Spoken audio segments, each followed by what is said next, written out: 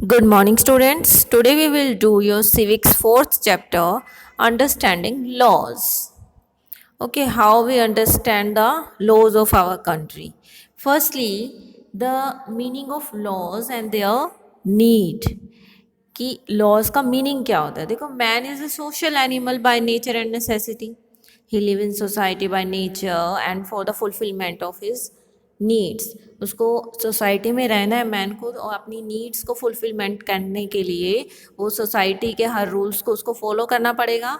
और सोसाइटी को एक मैनेजमेंट तरीके से चलाने के लिए कुछ रूल्स बनाने पड़ेंगे, जिसके अकॉर्डिंग सब पीपल को चलना ही होगा, वो रूल फॉलो करने ही होंगे. ठीक है, हर एक, अगर एक सोसाइटी में, एक कॉलोनी में भी रह रहे हैं लोग, तो उसके रूल्स हम छोटे छोटे अलग बना लेते हैं.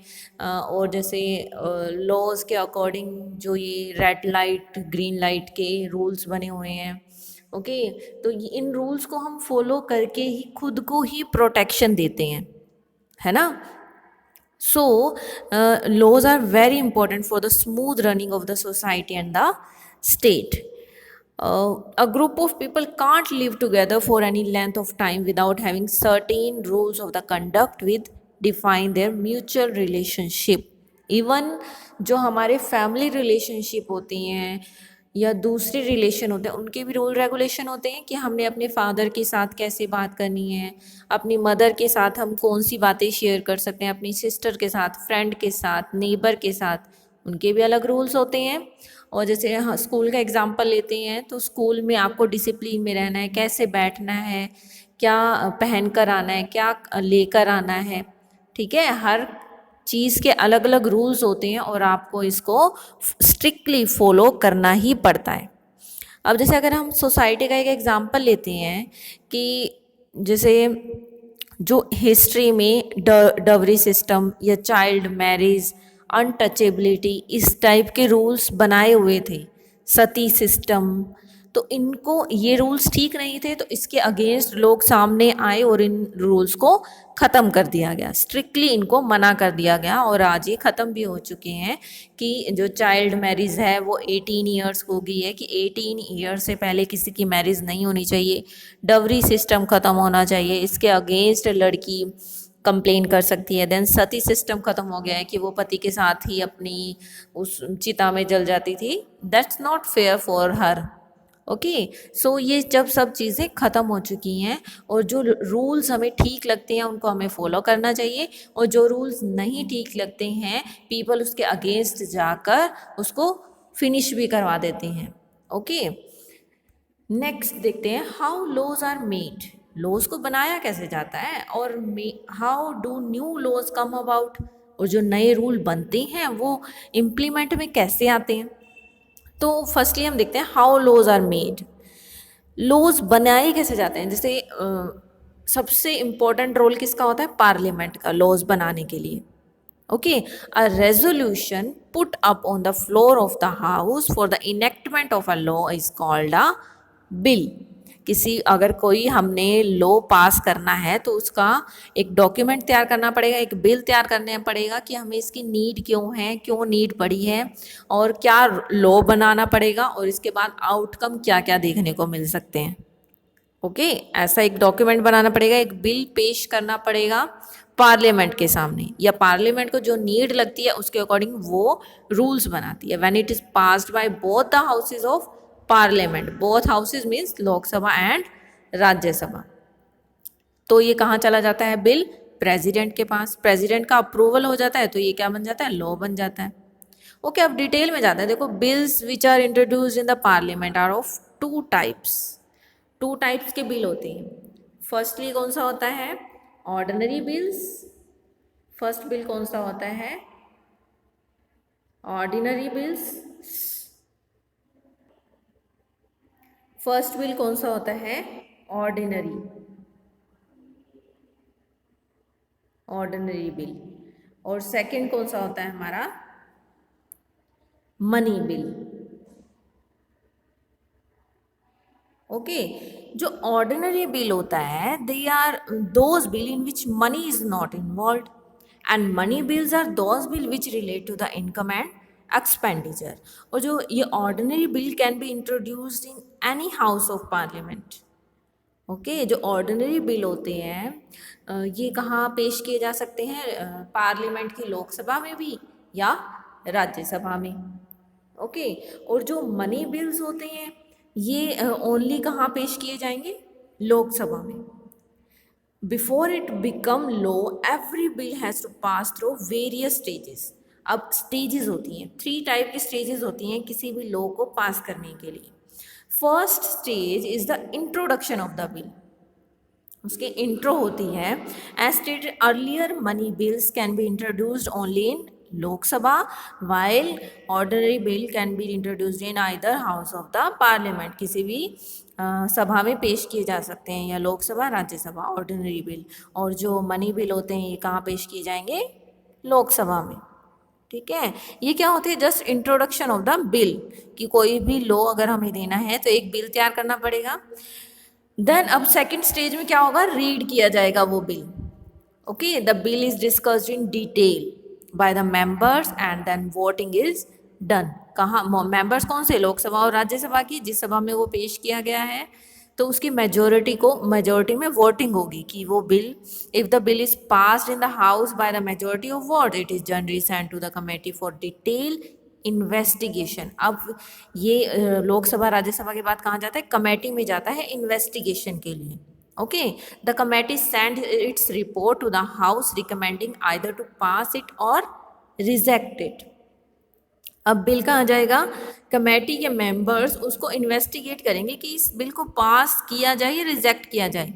तो कमेटी जो डिसीजन दे देती है, फाइनल डिसीजन, वो कहाँ आ जाता है? थर्ड स्टेज पर। अब कहाँ आ गया हमारा बिल? थर्ड स्टेज पर। If the bill is pass by majority, यानी कमेटी ने पास कर दिया और लोकसभा राज्यसभा ने पास कर दिया, then it is considered passed by that house and it is send to the other house. अगर एक हाउस ने पास कर दिया तो वो दूसरे हाउस में जाएगा। ओके, जब दोनों हाउस ने पास कर दिया तो वो कहाँ जाएगा? प्रेसिडेंट के पास जाएगा। देन इट बिकम लॉ, तो वो जाके लॉ बनता है। Okay, then role of the people and other agencies. अब कोई भी लॉ बनता है, देखो लॉ किसके लिए बनता है? पीपल के लिए बनता है। पीपल के लिए जो लॉ बनेगा तो इसमें सबसे इम्पोर्टेंट रोल किसका हुआ? पीपल का हुआ, क्योंकि लॉ किसके लिए बन रहा है? पीपल के लिए बन रहा है। और इसमें काफ़ी सारी एजेंसीज भी आ जाएंगी, कि जैसे ग्रुप ऑफ लॉयर्स, वो ग्रुप जिसके लिए लॉ बनाया जा रहा है उसकी कमीशंस, उसके रिगार्डिंग जो पीपल ग्रुप में आते हैं। ठीक है, जो लोग इसकी डिमांड करते हैं। सारे लॉज पार्लियामेंट पीपल के वेलफेयर के लिए बनाती है, बट कुछ लॉज पीपल भी डिमांड करते हैं कि हमारे लिए ये रूल भी तो होना चाहिए, इसकी तरफ तो आपने ध्यान ही नहीं दिया। तो वो पीपल भी, वो जो ग्रुप ऑफ पीपल जिस लॉ की डिमांड करता है वो सारे कहाँ भेजता है? पार्लियामेंट के पास। उसका बिल कहाँ जाता है? पार्लियामेंट के पास, कि इस टाइप से हमें ये रूल्स भी होने चाहिए। ओके, देखो all the laws are passed by the parliament, yet the role of the people and the different group and agencies in the making of laws can't be ignored. Let's अब हम एक example लेते हैं, जैसे laws for protection of women from domestic violence. जो domestic violence होती है इसके अगेंस्ट कभी किसी ने आवाज़ ही नहीं उठाई थी। ठीक है, अब जो डोमेस्टिक वायलेंस पहले कोई लॉ ही नहीं होता था कि अगर हस्बैंड अपनी वाइफ को बीट कर रहा है, उसे इमोशनली मेंटली टॉर्चर कर रहा है, तो इसके अगेंस्ट कोई भी लॉ नहीं था। तो वुमेन्स ऐसे ही रह जाती थी, तो उसके अगेंस्ट रूल बनाया गया। देखो throughout the 1990 the need for a law for the protection of women from domestic violence was raised in many forms and women organization. जो वुमेन के लिए अलग अलग ऑर्गेनाइजेशन भी तो ओपन हुई हैं, उनके सपोर्ट में तो उन्होंने बोला कि एक जो डोमेस्टिक वायलेंस होती है इसके अगेंस्ट भी लॉज होनी चाहिए। ओके, देखो lawyers collective, a group of lawyers, इसमें कौन कौन सी एजेंसीज आ गई? Group of lawyers, law students and committees, several women organisation and national commission of women. इन सब ने ये डिमांड की, और ये बिल पार्लियामेंट में कब गया? 2005 में। और जब इम्प्लीमेंट में कब आ गया? ये 2006 में। ओके स्टूडेंट्स, देन देखो movement for right to information act. अब केस स्टडी दी हुई है आपकी बुक में कि 2005 में राइट टू इंफॉर्मेशन एक्ट की डिमांड हुई कि अवेयर ही नहीं है लोग किसी चीज़ के लिए, तो राइट टू इन्फॉर्मेशन, हमें कोई भी इंफॉर्मेशन चाहिए तो हम ये ले सकते हैं। ये कब पास हुआ था? 2005 में। और अनपॉपुलर एंड कंट्रोवर्शियल लॉज। अब देखो एक रोलेट एक्ट पास किया था ब्रिटिशर्स ने 1919 में। इसके ये एक्ट क्या था कि अगर ब्रिटिशर्स के खिलाफ कोई भी इंडियन जाता तो उसको फांसी की भी सज़ा दी जा सकती थी और शक की बिना पे गिरफ्तार भी किया जा सकता था। सो इसके खिलाफ लोगों ने आंदोलन किया, एक सिविल डिसओबीडियंस मूवमेंट किया। फिर देखो रोलेट एक्ट तो चल ही रहा था, उसके साथ साथ सोल्ट पे भी उन्होंने टैक्स लगा दिया था कि सोल्ट जो भी लेगा गवर्नमेंट से ही मिलेगा। सारा सोल्ट किसका था? गवर्नमेंट का था। ओके, तो उसके खिलाफ भी दांडी मार्च किया था गांधी जी ने गुजरात में। तो आंदोलन जो ये था एक्ट उनको वापस लेना पड़ा। यूनियन की गवर्नमेंट अपनी तरफ से कोई भी लॉज बनाती रहेगी और पीपल उसको एक्सेप्ट कर देंगे? नो, पीपल भी जो अनपॉपुलर और कंट्रोवर्शियल लॉज होते हैं उनके खिलाफ, जो उनको वेलफेयर के अकॉर्डिंग नहीं लगता, उनके खिलाफ वो जाकर कर सकती हैं, अपना प्रोटेस्ट कर सकते हैं। ओके, तो ब्रिटिशर्स ने रोलेट एक्ट ख़त्म कर दिया था। ओके स्टूडेंट्स, तो रूल ऑफ लॉ सबके लिए है कि no man is above law and that everybody whatever be has rank और condition is subject to the ordinary law of the realm and amendment to the jurisdiction of the ordinary tribunals. Means सभी person equal हैं law के सामने, कि चाहे वो किसी भी पोजीशन पे हो, लॉ तो सबको फॉलो करना ही पड़ेगा। Hope you all understand this chapter. We will meet in next video. ये आपको चैप्टर अच्छे से रीड करना है। Till then keep learning at your home students. Bye bye all of you, take care.